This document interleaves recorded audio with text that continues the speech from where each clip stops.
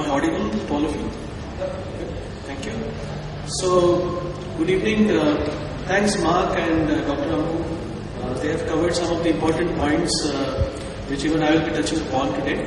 What I have done in terms of presentation today is I have gone back a bit to understand where this corporate university concept got into existence, what has happened in the past, where are we today, and then from there what is Atos doing as a company in this space, and that's how the flow of the content would be. So let me start. Now, in the earlier session also I witnessed one of the speaker talking about the definition about what is a high potential, right? And when I was working on this, I also thought it is important that we all collectively come to a general understanding as to what is the definition of a corporate university. Like everyone, I googled a lot, but I think this is the closest definition which I found personally convincing in terms of the role of a corporate university for an organization. So it's about the strategic umbrella for developing and educating employees, customers and suppliers in order to meet organizational business strategy. So it's not about only the employees, it is also about the partners that you have in the industry that you develop along with yourself, so that the capability building not only happens within the organization, you also develop people who are connected with you in an external capacity.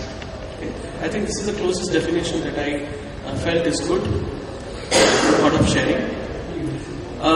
Over the last many years, the corporate universities have evolved merely from a learning and development department to a fully functional global corporate universities. And if you see, this slide talks about the phases of development, wherein the first phase was more of operations. Like the earlier speaker mentioned, it was about someone in business asking us for a training program, we organizing and executing the program for them. From that stage, we moved into a tactical phase where we kind of started building the knowledge backbone for the organization. Okay? And now what we see in fairly high number of corporations, the corporate universities have become a strategic stakeholder into the contribution for business success. So it's not about only learning and development. They do that, but they do much more than that as well. Okay? So it's about being proactive.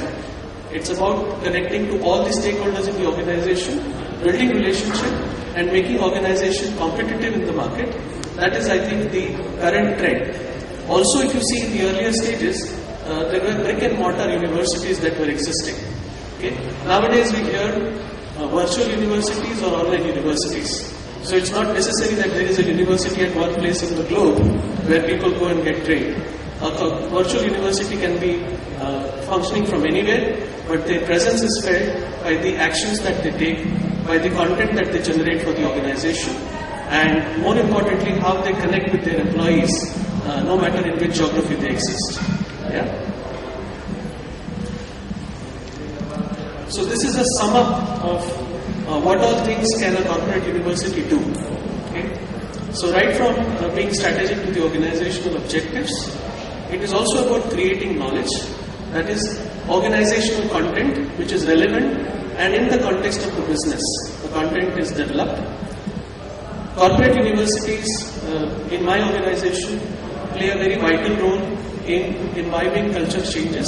Especially in my example, we are doing some culture change activities because of integration that has happened. We have acquired some other organizations, and because of that, it is important to come up with a completely new culture. So culture transformation activities are also being done through the corporate university channel, talent management, change management, and obviously providing thought leadership. Here an example for the audience is that we have an association with a renowned university in Europe called HEC, some of you might know, and they are partners with us as far as our global leadership program is concerned. So they sit with us, they develop content for us, and they are actually helping us in defining the DNA of what should be a global leader in terms of capability, in terms of competencies, in terms of exposure through various interventions by rotating them across various countries in the group, etc., etc. So we are collaborating with external world to ensure that we are not only satisfied with our own content, but we are aware of what are the trends in the market, and we are bringing those learnings into the organization. So we are doing that. Also, while I was talking to some of the people, I was asked what is a typical structure of a corporate university. Now it depends on the organization and the geographical coverage of the organization as well. There could be global and local structures or a mix of both. Okay? The chart there is just one of the examples, but it could be structured the way the organization feels comfortable.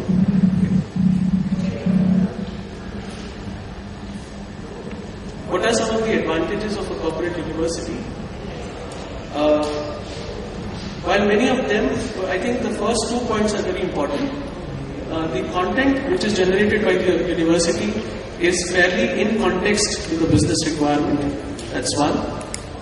Like Dr. Ambu also mentioned, there is a key partnership that is formed with the executives of the organization, where they not only provide content, but they also participate in volunteering and conducting certain sessions, talking to people and building relationship with those employees. Okay, so that's, I think, a very important thing. We also do this very frequently in our company. From a partner development perspective also, when you have products or offerings where you have a franchise network, etc., it is very, very important to train them, develop them, build a relationship with them, and make it continuous for them. That is also where the content development can happen from the university perspective, but the deployment can happen at a local geography where the partner exists. Okay, so that is another important thing. And obviously it gives us the muscle to have centralized negotiation whenever we are looking out for certain products or tools that are required at a corporate university level. And it gives us the negotiation power because the volumes are high and we get a better deal out of it. Okay.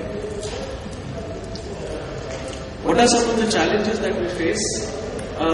Being a multinational, especially European multinational, operating out of almost all the geographies, the first challenge that we face is the culture challenge. Every region is different, so we have to be sensitive about it. There are language challenges as well. Distance makes it challenging because in the current economic situation, if we have to organize one program at a particular place, travel becomes a big trouble. People cannot actually travel because of the cost and time involved. So distance does become a constant at times. Global initiatives take longer time to implement because there are local regulations that have to be looked into when we are rolling out the global initiatives. So that consumes time depending on the geography. Communication is the key factor. Because of the knowledge explosion that we are all witnessing, there is so much of information that is getting generated, but keeping everyone aware of various things that have happened needs to be done through proper communication channel. So setting up the channel and ensuring that the channels are used appropriately is an important challenge. Other issues are, how can I link the learning of an individual to his performance and the organizational performance? So that's an important thing. There could be intellectual property issues, especially when you are developing content which is very specific to your business.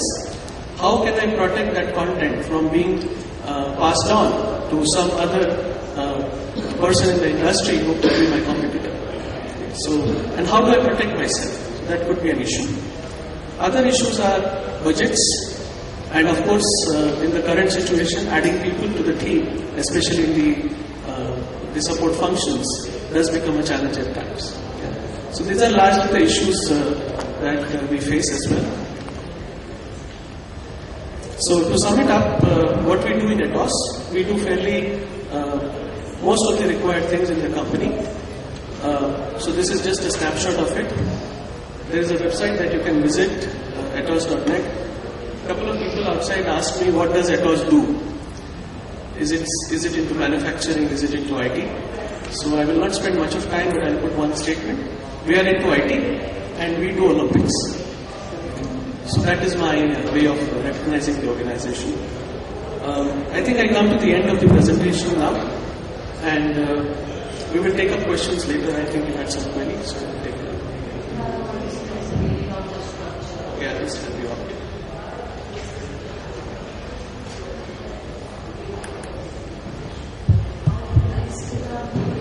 There's something wrong with the relationship. Smaller terms are not covered. Okay. Fine, maybe I can try to. Yeah, so there is a governing board at the top, followed by a chief learning officer. And then there are deans for various areas, supported by various colleges within. So this is just one example.